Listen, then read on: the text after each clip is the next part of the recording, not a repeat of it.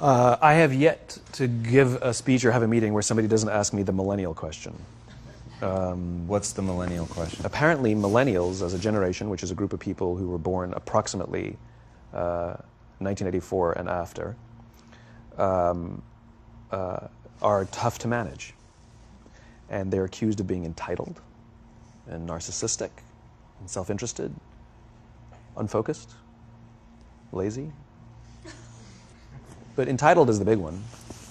And because they confound leadership so much, what's happening is leaders are asking the millennials, what do you want? And millennials are saying, we want to work in a place with purpose, love that. We want to make an impact, whatever that means. We want free food and beanbags. And so somebody articulates some sort of purpose, there's lots of free food and there's beanbags, and yet for some reason they're still not happy. And that's because they're missing, there's a missing piece. What I've learned is that I can break it down into 4 pieces, right? There are four things, 4 characteristics. One is parenting, the other one is technology, the third is impatience, and the fourth is environment. The generation that we call the millennials, too many of them grew up subject to, not my words, failed parenting strategies, where, for example, they were told that they were special all the time. They were told that they could have anything they want in life, just because they want it, right? They were told, some of them got into honors classes, not because they deserved it, but because their parents complained. And some of them got A's, not because they earned them, but because the teachers didn't want to deal with the parents. Some kids got participation medals. They got a medal for coming in last, right? Which the science we know is pretty clear, which is it devalues the medal and the reward for those who actually work hard. And it actually makes the person who comes in last feel embarrassed because they know they didn't deserve it. So it actually makes them feel worse, right? So you take this group of people and they graduate school and they get a job, and they're thrust into the real world, and in an instant they find out they're not special, their moms can't get them a promotion, that you get nothing for coming in last, and by the way, you can't just have it because you want it, right? And in an instant, their entire self-image is shattered. And so you have an entire generation that's growing up with lower self-esteem than previous generations. The other problem, to compound it, is we're growing up in a Facebook, Instagram world. In other words, we're good at putting filters on things. We're good at showing people that life is amazing even though I'm depressed, right? And so everybody sounds tough, and everybody sounds like they got it all figured out. And the reality is there's very little toughness, and most people don't have it figured out. And so when the more senior people say, well, what should we do? They sound like, this is what you got to do. And they have no clue. Right? So you have an entire generation growing up with lower self-esteem than previous generations, right? Through no fault of their own. Through no fault of their own, right? They were dealt a bad hand, right? Now let's add in technology. We know that engagement with social media and our cell phones releases a chemical called dopamine. That's why when you get a text, it feels good, right? So we've all had it where you're feeling a little bit down or feeling a bit lonely, and so you send out 10 texts to 10 friends, hi, hi, hi, hi, hi, because it feels good when you get a response, right? Right? It's why we count the likes. It's why we go back 10 times to see if my Instagram is growing slower. Did I do something wrong? Do they not like me anymore? Right? The trauma for young kids to be unfriended, right? Because we know when you get a hit of dopamine, which feels good. It's why we like it. It's why we keep going back to it. Dopamine is the exact same chemical that makes us feel good when we smoke, when we drink, and when we gamble. In other words, it's highly, highly addictive. Right? We have age restrictions on smoking, gambling, and alcohol, and we have no age restrictions on social media and cell phones, which is the equivalent of opening up the liquor cabinet and saying to our teenagers, hey, by the way, this adolescence thing, if it gets you down.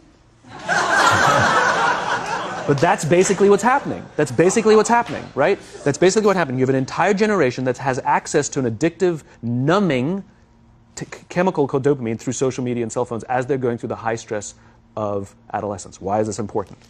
Almost every alcoholic discovered alcohol when they were teenagers. When we're very, very young, the only approval we need is the approval of our parents. And as we go through adolescence, we make this transition where we now need the approval of our peers. Very frustrating for our parents, very important for us. It allows us to acculturate outside of our immediate families into the broader tribe, right? It's a highly, highly stressful and anxious period of our lives, and we're supposed to learn to rely on our friends. Some people, quite by accident, discover alcohol and numbing effects of dopamine to help them cope with the stresses and anxieties of adolescence. Unfortunately, that becomes hardwired in their brains, and for the rest of their lives, when they suffer significant stress, they will not turn to a person, they will turn to the bottle. Social stress, financial stress, career stress, that's pretty much the primary reasons why an alcoholic drinks, right? What's happening is because we're allowing unfettered access to these dopamine-producing devices and media, basically it's becoming hardwired, and what we're seeing is as they grow older, too many kids don't know how to form deep, meaningful relationships. Their words, not mine. They will admit that many of their friendships are superficial. They will admit that their friends, that they don't count on their friends, they don't rely on their friends, they have fun with their friends, but they also know that their friends will cancel on them if something better comes along. Deep, meaningful relationships are not there because they never practice the skill set, and worse, they don't have the coping mechanisms to deal with stress. So when significant stress starts to show up in their lives, they're not turning to a person, they're turning to a device, they're turning to social media, they're turning to these things which offer temporary relief. We know, the science is clear, we know that people who spend more time on Facebook suffer higher rates of depression than people who spend less time on Facebook, right? These things balanced. Alcohol is not bad, too much alcohol is bad. Gambling is fun, too much gambling is dangerous, right? There's nothing wrong with social media and cell phones. It's the imbalance, right? If you're sitting at dinner with your friends and you're texting somebody who's not there, that's a problem. That's an addiction. If you're sitting in a meeting with people you're supposed to be listening to and speaking, and you put your phone on the table, face up or face down, I don't care, that sends a subconscious message to the room that you're just not that important to me right now, right? That's what happens. And the fact that you cannot put it away is because you are addicted, right? If you wake up and you check your phone before you say good morning to your girlfriend, boyfriend, or spouse, you have an addiction. And like all addiction, in time, it'll destroy relationships, it'll cost time, and it'll cost money, and it'll make your life worse, right? So you have a generation growing up with lower self-esteem that doesn't have the coping mechanisms to deal with stress, right? Now you add in the sense of impatience, right? They've grown up in a world of instant gratification. You want to buy something, you go on Amazon, it arrives the next day. You want to watch a movie? Log on and watch a movie. You don't check movie times. You want to watch a TV show? Binge. You don't even have to wait week to week to week, right? I know people who skip seasons just so they can binge at the end of the season, right? Instant gratification. You want to go on a date? You don't even have to learn how to be like, hey. You don't even have to learn and practice that skill. You don't have to be the uncomfortable one who says yes when you mean no and says no when you mean no, but yes when you... You don't have to swipe right. Bang, I'm a stud. Right? You don't have to learn the social coping mechanisms, right? Everything you want, you can have instantaneously. Everything you want, instant gratification. Except job satisfaction and strength of relationships, there ain't no app for that. They are slow, meandering, uncomfortable, messy processes. And so I keep meeting these wonderful, fantastic, idealistic, hardworking, smart kids. They've just graduated school. They're in their entry-level job. I sit down with them and I go, how's it going? They go, I think I'm going to quit. I'm like, why? They're like, I'm not making an impact.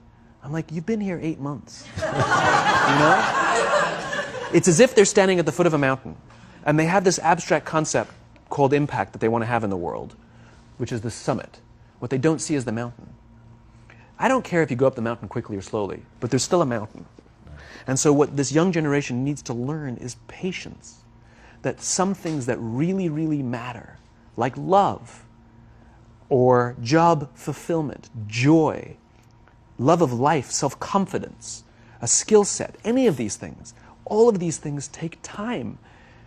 Sometimes you can expedite pieces of it, but the overall journey is arduous and long and difficult. And if you don't ask for help and learn that skill set, you will fall off the mountain, or you will, the worst case scenario, and we're already seeing it, the worst case scenario is we're seeing an increase in suicide rates, we're seeing an increase in this generation, we're seeing an increase in accidental deaths due to drug overdoses, we're seeing more and more kids drop out of school or take leaves of absence due to depression, unheard of.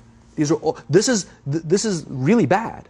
The best case scenario, those are all bad cases, right? The best case scenario is you'll have an entire population growing up and going through life and just never really finding joy. They'll never really find deep fulfillment in work or in life. They'll just waft through life and it'll be just, it's fine. How's your job? It's fine. The same as yesterday. How's your relationship? It's fine. Like that's the best case scenario. Which leads me to the fourth point, which is environment. Which is we're taking this amazing group of young, fantastic kids who were just dealt a bad hand. It's no fault of their own. And we put them in corporate environments that care more about the numbers than they do about the kids. They care more about the short-term gains than the long-term life of this young human being. We care more about the year than the lifetime, right? And so we are putting them in corporate environments that aren't helping them build their confidence, that aren't helping them learn the skills of cooperation, that aren't helping them overcome the challenges of a digital world and finding more balance, that isn't helping them overcome the need to have instant gratification and teach them the joys and impact and the fulfillment you get from working hard on something for a long time that cannot be done in a month or even in a year. And so we're thrusting to them in corporate environments, and the worst part about it is they think it's them. They blame themselves. They think it's them who can't deal. And so it makes it all worse. It's not. I'm here to tell them it's not them. It's the corporations. It's the corporate environments. It's the total lack of good leadership in our world today that is making them feel the way they do. They were dealt a bad hand, and I hate to say it, but it's the company's responsibility. Sucks to be you, like we have no choice, right? This is what we got, and I wish that society and their parents did a better job. They didn't. So we're getting them in our companies, and we now have to pick up the slack. We have to work extra hard to figure out the ways that we build their confidence. We have to work extra hard to find ways to teach them the social skills that they're missing out on. There should be no cell phones in conference rooms. None. Zero. And I don't mean the kind of like sitting outside waiting to text. I mean like when you're sitting and waiting for a meeting to start, this is what we all do. We all sit here and wait for the meeting to start. Meeting starting? Okay. And we start the meeting. No, that's not how relationships are formed. Remember we talked about it's the little things?